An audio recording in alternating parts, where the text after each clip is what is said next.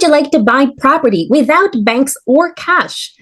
Chris Prefontaine will tell us how. He's the chairman and founder of Smart Real Estate Coach, a 4 times best-selling author, a Forbes Business Council member, and a 3-time Inc. 5000 honoree of fastest growing company.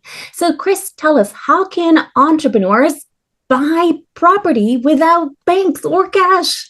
Welcome to Awakened Titans podcast with Lily Patrascu. Mind-blowing conversations with influential business titans sharing how you can manifest abundance, love, joy, success through quantum awakening, quantum manifestation, quantum healing, quantum miracles, exponential business growth, and innovative products and services. Awesome to be on your show. I'm psyched to impart some nuggets. How do they do it? They do it by 3 ways. Owner financing, so the owner becomes your bank, you pay them, you don't bring any new money to the table. Second, really cool right now, subject to existing loans, meaning you have a property, you might have a loan of only 2, 3, 4% from a few years ago, but you need financial relief right away. We buy that property, we put nothing down, we bring no money to the table, and we make the payment on their behalf. They stay on the loan. We do not assume the loan, we just pay it on their behalf. And the third way is lease purchase, where we don't take title, but we control it. Those 3 ways are how I started after the crash, because I had no credit, I had no money, and I wanted to stay in the game. And then that grew to our own family business, buying and selling, but then that grew to teaching it around North America. Wow, that's amazing. Tell us more about your journey of how you started learning this technique of buying property without banks or cash. Well, painfully, I've been in the business 33 years now. This is my 34th year, right? So about 18 years of that was all traditional. You got to put money down, got to go get a bank loan, got to sign personally, which pledges all your assets. And in hindsight, that's a mistake. So after the crash of '08, fast forwarding, the market obviously changed drastically. I hope some listeners did not have to go through that, but many probably did.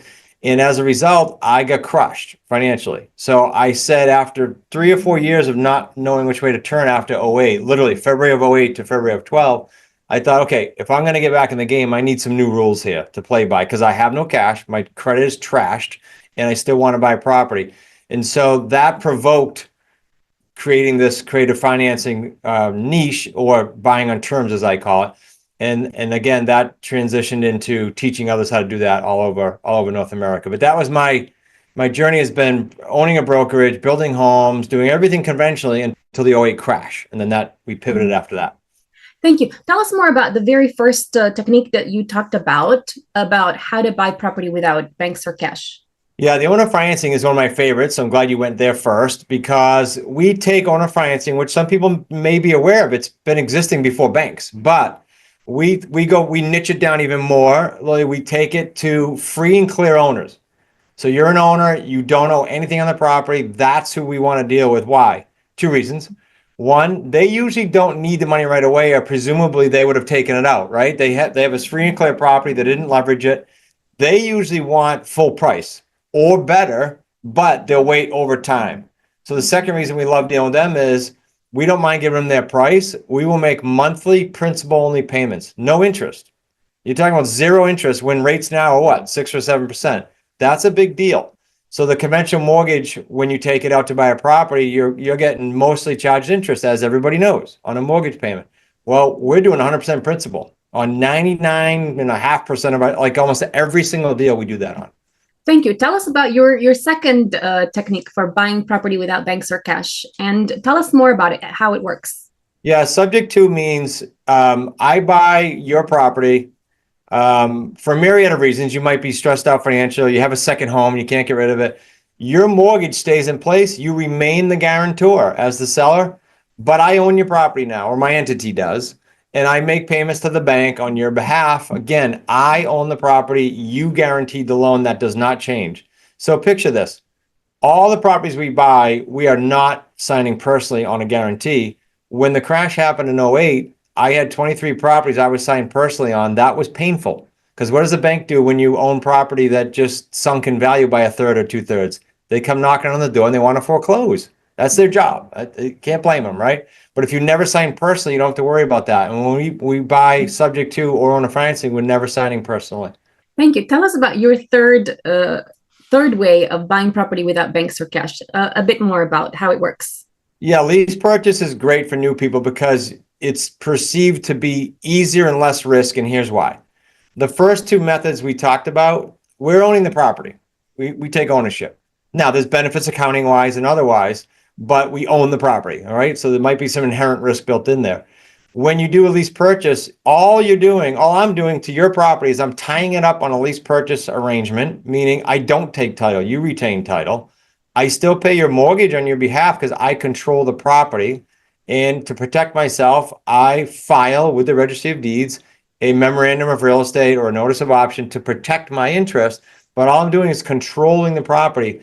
And I put a whopping deposit of $10 down. Our agreements are pre-written. They're built in with a $10 deposit. We had a quick story. We had a student recently in Chicago tied up his first 8 properties on lease purchase, all with $10 each.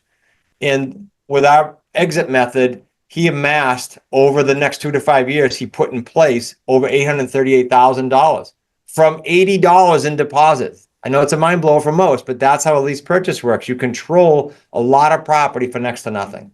Thank you. Tell us about the pros and cons of leveraging these three options for buying property without banks or cash versus doing it the regular way of just like getting a mortgage or, getting money from your parents or whatever for a deposit.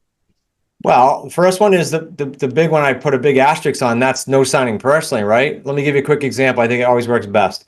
During COVID, we went into March of 2020 with about 75 or 76 properties. Just our family company, not the student community.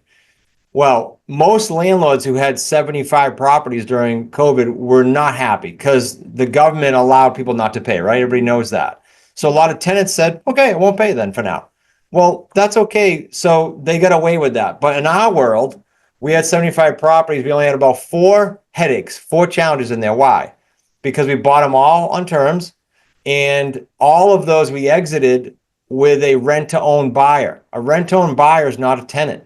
A rent-to-own buyer has to maintain their rent and has to maintain everything with the house, or they're going to lose their ability to eventually buy it. And they put down a non-refundable deposit. So the big pro there is you're dealing with buyers and you're dealing with no personal guarantee. You have all the leverage. So when the market sinks, if the seller says, I want my home paid off, you say, well, you're not signed personally. So you say, well, we have 2 options. You can wait until this X date that I told you I would cash it out, or I can deed the property back to you. Which would it be? And most sellers don't want their property back. See how the leverage control is in the investor's hands, not the bank? Whereas when I was going through the crash, the bank called and said, we're going to foreclose. What am I going to do? No choice. See, there's a big difference there. Thank you. What about the other options? What are the other pros and cons of using them? They all carry the same, Lily. They all carry the same. The other pro that I'd add to the first 2, owner financing and subject to, is the accounting thing that I alluded to. You're going to depreciate that property every month. And you're also going to, when you sell it, get taxed from a capital gain standpoint, not an ordinary income standpoint. So the lease purchase, the con from an accounting standpoint is you are going to get hit with more taxes because you never own the property. You're just collecting cash. Thank you. What are the worst things people do when it comes to buying property that they can avoid by buying it without banks or cash? Well, I don't care if they're single or married. When they sign personally, they're pledging their assets. When a bank goes to foreclose, guess what they can do? Attach every asset you own. How do I know that? Because I lived through it from 08 till 12, the hard way. That's the big difference between conventional and that. Secondly, most people buying conventional are looking to what? Buy and hold, fix and flip, wholesale a contract. The way we exit with what we call 3 paydays. We trademark this. It is super lucrative. It ranges between $45,000 and $350,000 per property. That's not the standard deal. The standard deal is do one deal, get paid once, right? Do another deal, get paid once. Very transactional, like a job. The way we set up our income generation with the 3 paydays, it is a different quality of income that now feeds you now money, monthly money, and long-term money for the next 2 to 5 years. That's a great business model for anyone, let alone a property. Thank you. What else would you like property investors to know about these three strategies for buying property without banks or cash? Well, that sparks this. The biggest question we get is, well, how do you convince a seller to do that? That's the biggest question we get. The answer is you can do it in your market. You can do it in any price range. And the way you do it is you simply do one of two things with sellers. One, solve a problem that they can't solve. So it's like no different than going to an accountant, attorney, a dentist, an auto body. You're going to solve a problem, right? So when we buy with no money down and owner financing and take over a property without even signing on a loan, we're doing that because the seller has a challenge that they can't solve. Let me give you quick examples. Death, unfortunately. Credit dings. They gotta leave their property. Too many properties, 2 and 3 properties, and they can't afford them anymore. These are all things that sometimes the conventional market can't solve. Owe too much on a property, can't sell with a realtor, or have to come out of pocket. We can solve these types of problems. Now, the other side is, I mentioned free and clear people, right? They don't owe anything. Well, they don't have problems. What they have is they're trying to accomplish a goal, might be full price, and it might be, I want payments over time for estate planning and tax reasons, and we can help them do that. I bought an office building, for example, real quick, for our companies. And the gentleman said to me, Chris, realtors are not understanding. I'm trying to sell it owner financing. I have a sign out front that says owner financing. They keep bringing me offers. I bought the building. It was very simple. I didn't go to a bank. I structured an owner financing deal with him because he had a health challenge. He wanted payments going to his son and his wife. He did not want them to inherit a building, and he did not want all the cash to come in and get hit on capital gains right away. So all I did is solve a problem that the market was not giving him and helped him accomplish that goal. So you have those both ends of the spectrum. Hope that helped. Yes. Tell us, how would someone go about finding these kind of deals? Where would they go? Is it just a matter of building your network? Is it a matter of like knocking on doors, doing like direct mail marketing? What's the kind of thing that tends to work in terms of finding these kind of creative financing deals? There's nothing wrong with the ones you mentioned. When I came out of the crash, I had no money and no resources. So what I did is I started working the phones myself. And who did I call? Expired listings that aren't selling on the conventional market, for sale by owners, and for rent by owners. That's a good one because as the market changes, landlords get tired, right? So those are the three. Now, what do we do? Because people don't love calling, right? We have virtual assistants trained now that will do that initial call. So myself or any other investor just has to talk with the low-hanging fruit. The person that said to the virtual assistant, yeah, I'm interested, or I'm open to hearing more, have them call me. That's who we talk to. Now, if somebody's more aggressive, they want to do more leads than those are providing, those three sources, we then move to like a niche list, like free and clear, like I just mentioned earlier, or tax delinquent, or pre-foreclosure. There's so many lists that you never run out of leads. Wow, that's interesting. So there are specific websites where you can go and check for these kind of potential deals, yeah? In the United States, yes. In Canada, it's more difficult because data is protected. But in the United States, you literally can buy a list of almost any criteria you want. There's a new list out that our community has access to called distressed. Distressed is they're not in mortgage trouble yet, but all the metrics are leading to they have trouble. Where are they getting the metrics? They're getting it from late credit card payments, late auto payments, and they're picking up this trend. It's a brand new list. And the amount of people on this distress list in every state around the country is mind-boggling. There's a lot of people. So that tells me next heading down that trail is going to be foreclosures because they can't hang on. Thank you. But how can you possibly get this data of distressed properties? Surely it's illegal to do that, isn't it? Well, I hope not, the person selling it, but no. There's a very large company that we use that has always provided good data, and they just added this list. How they got it and what their regs are, I don't know, but oh yeah, this is a big company. Wow, that is so fascinating. Tell us, what kind of habits would a property investor need to get into doing every single day? Routines, habits, apps, anything that could be useful to kind of get them onto the habit of finding more of these deals, aside from what you just said. Yeah, well, at the top of the habit, right, would be make sure you're disciplined. Because if you're not disciplined, I can coach you till I'm blue in the face and nothing's going to happen, right? But let's assume people are disciplined and they want this and they're coachable. Okay, then you need literally your phone and you need a CRM. Our CRM that we provide the community members has a website built in now too. So you're literally in business with a CRM and a website, if you have a cell phone, almost overnight.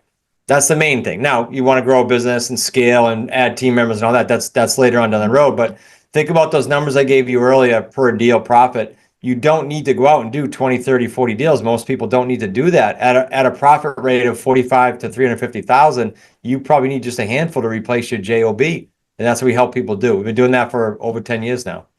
Thank you. What's the very minimum amount of cash they actually need to implement these strategies? Yeah, a good question. I would say to get someone up to the one deal a month, which is most people's goals, because that's super lucrative, you're going to be at somewhere between, whether you use a virtual assistant or not will vary, somewhere between $450 and $1,000 a month will put you in business to access those kinds of profits. There's literally, I've been in business for 33 years. There's literally no other business I know of, except for maybe direct sales, where you can have that low overhead and that much of an upside. I don't know of it. That's why I'm here.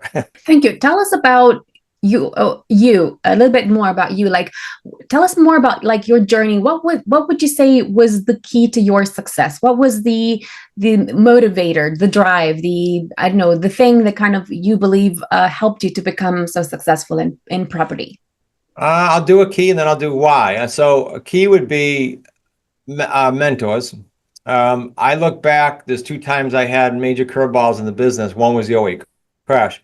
But I look back in hindsight, Lily, and I say, okay, wait a minute. Those 2 times are the only times in my entire career that I didn't have a mentor. Pretty scary if you think about it. Because I could have, if I had one in '08, said, hey, what should I do? You've been here, what should I do? So one is having the right mentors and coaches and or surrounding yourself with the right people. Proximity matters big time, more than people think. Secondly, on my end, it's always having a super, super strong, deep emotional why.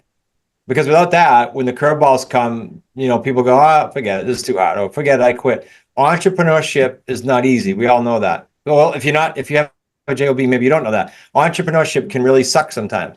And so when the suck comes, you need to have a big why to get you through that, in my opinion. Those are 2 things that came to mind.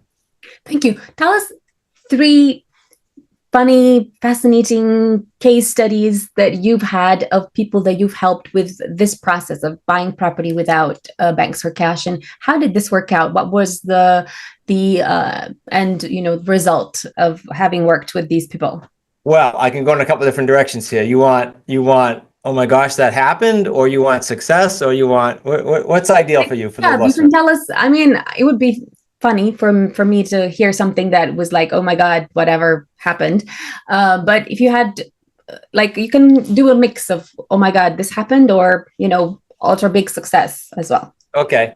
Let me give you a couple then, and you might like 1 or 2, and you might not like 1 or 2. Every time we take a buyer and put them in a home, and we recently had one of our coaches, Rick, who worked for the government 30 years, came in the business with us. He's doing extremely well. He just hit $1 million.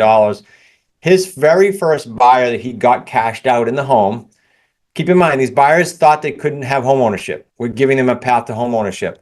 They were literally in tears at the closing table. Now this, financially for him, he did really well in this deal. I coached him through it. But when the person got that emotional, it locked him into his why. Like, to see that he's affecting lives like this, because every time we do a deal, to your question on stories, every time we do a deal, we affect 3 families immensely. Our own, right, as an investor, the buyer and the seller. It's a very cool win-win relationship. So that's a warm and fuzzy one. I have plenty of poop stories in property, so I'll give you one. We had a college model once, where we own properties in and around colleges. It's a very lucrative model, and I teach this too. My partner was a plumber, and he called me one day at 2 a.m. and said, you got to come out to one of the properties. Well, fast forward, the basement had about 1.5 feet of poop because the sewer line backed up. So we had to go in there before the Board of Health found out, and we had to literally remove it all. I won't get too deep into that, but we were deep in it. And we've had many like stories over the course. I don't want to scare people, but you wanted something different. Thank you. Tell us more about, what would you say are your personal habits that enabled you to become successful in property? I think, and I've told my kids this when they were young, they're now adults in their 30s. I think discipline, as I alluded to earlier, is a key for any business. I used to tell them with the right discipline, I don't care if you're going to sell popcorn, you're going to start a big business, doesn't matter. You'll be successful. So I think discipline is key. The huge why that I mentioned earlier has to play into this answer too. So you get the discipline, you get the huge why when curveballs come, and then you get the mentorship. If you put those three things together, that answers the habits, the why successful, etc. along the way. Sorry to be kind of boring on that one, but those are the three things that have to happen. Thank you. What's the best way to negotiate with a potential seller and buyer in order to figure out first, what do they really want, and what's the best way to find that kind of like creative problem solving that will enable all the parties to be ultra happy and for everyone to have like a win-win-win? Yeah, it's important. So talking to the seller, I'll kind of go in order of how you asked it. Talking to the seller is all about asking questions. So we'll critique our students' calls, and I'll hear them trying to give a seminar or explain themselves. And I'll say, well, you got to ask questions. Like, let me give you the three right now for a seller. The three key questions that tell me everything with a seller is, okay, just like you would talk to your neighbor. Hey, I noticed you're selling. Where are you going? Great. How soon did you need to be there? Okay, so now you have a time frame. And now here's the key. If you don't sell it, what's your plan B? Now, if I don't sell it, I'm messed up. I gotta be there. Then now I can solve for that because I can buy the property. What if I don't sell? The answer is, oh, it doesn't matter. I'll just stay. Now I know I don't have a motivated seller. So all I'm trying to do is find out what their motivation is, what their pain is, what their problem is, and then give them a solution. How do I know how to give them the solution? To your point about structuring, well, on YouTube right now, for example, we have, I think it's probably 500. It's close to 500 live deal structures we've done, and it's free. You just go look at them. So I tell the students, look, I don't want you to go listen to them all at once, but make it a habit to go through there and watch, like, one a day, one every 3 days, two a week, whatever your goal is. Get through those deal structures so that as you hear sellers answer your questions that we train you to ask, you'll know which bucket, so to speak, they fit in. Is it going to be an owner financing? Is it going to be a lease purchase? Or is it going to be a sub two? Just from being around it so much. And then, of course, if you have a coach, you bring it to the coach and say, what do I do here? But the key thing is to get yourself immersed into those deals so you understand how to structure them. I hope that answered that. Yes. What's the best way to actually close the deal with the seller, as in like to not only like ask the right questions and come up with a good proposal, but what would you say is the thing, the script, or what do you have to say in the communication that will enable the seller to be like, oh yeah, I want to give it to you? And sometimes the seller may have other options, but they might choose to go with you because, I don't know, you seemed kindest, or you seemed like you understood them better, or you offered them something that really felt like it fit them like a glove. What would you say is that thing? A couple things come to mind. The first one is, one of our values in the company is all transactions with the highest integrity. So I'll on occasion be in front of a seller and give them an option that's not necessarily the best for me. And I just explain, this wouldn't be my best option. This is the least lucrative for me, but it sounds like this is the best for you. When you do things like that, you instantly, in my opinion, get their trust. So whether they go with you or not, you have their trust. And so if they don't go with you, they're probably going to get a referral because why? Because you did the right thing. Whereas when I used to be a realtor, nothing against realtors, I was one for years. I owned my own company. And I ended up selling that to Coldwell Banker back in 2000. So I get both sides of this. But when I was a realtor, I had one goal: list the property. Regardless, my goal was to list the property. If I thought they could have been better served by not selling with a realtor to save the commission, why I want to list the property. Now, as an investor, I can morally and ethically look at them and say, here's what I think is best. If I think you're best served by a realtor, go list with a realtor then. But I want to always look that way because that's the key. Then the second thing to your question, I think, just from a negotiation standpoint, would be, in any environment, would be, once I asked enough questions and I heard what their motivation is or their challenge, I would repeat how I can solve that and then just ask a simple question. Fair enough? Ready to get going? Fair enough? Because you just told me what you want to solve. I solved it. Fair enough? Let's get started. Thank you. What's the best way to kind of get the sellers to avoid procrastination and to kind of avoid that they give you the most common objection, which is, I'll think about it, or I'll talk to my wife? Just revisiting if you didn't ask that question I asked earlier, what if it doesn't sell in the time you want? What are you going to do? If you didn't ask that, there's no way to go here to your question. But if you ask that, all you have to do is remind them, hey, Lily, is your goal still to get to Florida for your job relocation by this date? Well, okay, it's time is coming up on that. If they don't have motivation, you're wasting your time anyway, right? So it all goes back to the motivation and what you're trying to solve, and just reminding them of that you can be the person that bridges that gap. Let me say this though. In all of these answers, what I didn't say is you can be scripted as you want. If you're not confident, sellers don't want to deal with you. Why? Because sellers want clarity. Any environment where you're trying to either do a business relationship or sell or whatever, they need to hear confidence and clarity, and they want to follow confidence and clarity. We all do. But the opposite is true too. If you're ambiguous, a little weak on your confidence or unsure, they're going to run the other way. They're not going to follow you. They're going to run the other way. So all these things I say are good if and when you can do it confidently. Thank you. So what's the best way to be confident when you're speaking to a potential seller so you can close the deal? Considering, let's say you are doing your very first property deal. Yeah. This is. I'm glad you went here naturally. Well, two things. Here's what we do. I'll answer it in reality. Here's what we do. When someone comes into our community, they're brand new. Most people don't come to us with experience. So what do we do with them? Two things. We have them send us their live calls. So we're going to critique that. Now, is it painful at the beginning for you and for us? Yep, it is. I remember training my son-in-law, who now has done hundreds of transactions. But at first, it was painful to hear his live calls. So we critique those to help them get more confident. We role play with them in live calls to help them get more confident. And last but not least, the beauty of our community is we actually our coaches will do the live call, especially when they're new, to the seller for them or with them for them. And so they're hearing that live. The faster we can get them through calls like that, and the faster we can get them to do call critiques with us, the faster they'll increase their confidence. That's the key.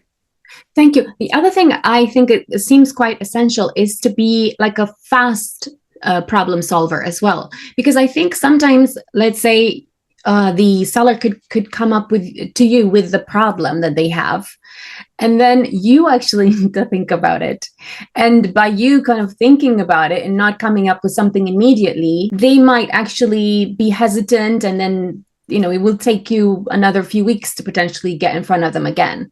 So you have to be like so fast. What would you say a property investor that's fairly new needs to practice in order to become like a fast problem solver, a fast decision maker, a fast thinker? Yep. Great. So how I said we do live call critiques. So the best way to get through what you just asked is we have it in numerous places. Go to either one of our courses where we have hundreds of them, or we have a Slack platform live where we have all these live calls. So the calls you heard me say we critique and our own calls are housed in there. Go listen to them ad nauseum until you know exactly what we're going to say, so that when you get on with the seller, you mentioned objections earlier. There's not 413 objections, right? There's probably 10 or 12. So when you hear these calls over and over again, now and you can't wait for them to ask you those same questions. It's to listen to the live calls, for sure. Thank you. Tell us where entrepreneurs can find you. Actually, we have a cool gift for all your listeners, Lily. Just go to wickedsmartbooks.com/property wealth strategy. They'll get hard copies too. This is not electronic. They'll get shipped right out of this office here in Rhode Island, and that'll come to their mail. Probably give you a couple goodies in there as well. You can also, if you want to get on the phone with me, I'm happy to chat with you. It doesn't cost you 10 cents. Just go to smartrealestatecoach.com/Chris free call. Thank you. Follow us for more interviews with world's most influential business titans, providing you with the insights to awaken to your full potential, so you can get paid to be yourself, find true happiness, and manifest anything you desire.